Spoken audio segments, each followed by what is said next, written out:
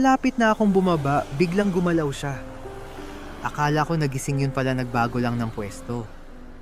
Napansin ko yung ID na nakasabit at doon ko nalaman ang pangalan niya. Naka-open din yung bag niya. Kitang-kita ako kung gaano kagulo. Nakalitaw rin yung wallet, phone, power bank at iba pang laman ng bag niya. Since malapit na ako bumaba, I want to wake her up. Kasi sasabihin ko sana na naka-open yung bag niya pero hindi ko magawa.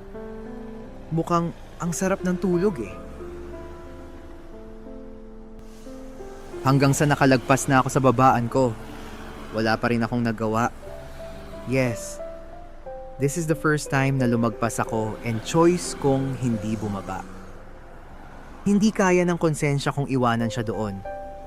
At baka may makatabi pa siyang masamang tao. At baka manakawan pa siya, di ba? Konsensya ko pa.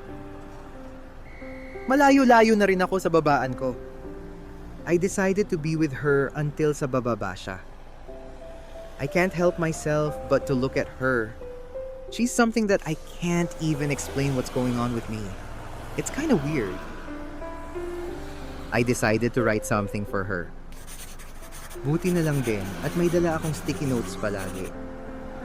I also gave her a purple Snicker which I bought in case na magutom ako. Nilagay ko yun sa bag niya. Baka kasi malayo pa yung biyahe niya. And it's obvious na ubos na energy niya. I wanna give her water sana kaso I only have my insulated tumbler with me. Malapit na kami sa last stop ng bus at hindi pa rin siya nagigising. Noong nagbabaan na lahat ng pasahero, bumaba na rin ako kasi sumisigaw na yung konduktor ng bus. Alam kong gigisingin siya ng konduktor kaya nauna na ako sa baba. I saw her get off the bus still looking helpless. I think hindi niya napansin ang nilagay ko sa bag niya. Susundan ko pa sana siya kaso sumakay na rin siya ng jeep after. Baka naman magmukha akong stalker kung ihahatid ko pa siya sa kanila. I have a lot of things to do rin. Until now, clear pa rin sa isip ko ang lungkot sa mga mata niya. Kapag nakakakita ako ng naka-all white, akala ko siya na. Weird.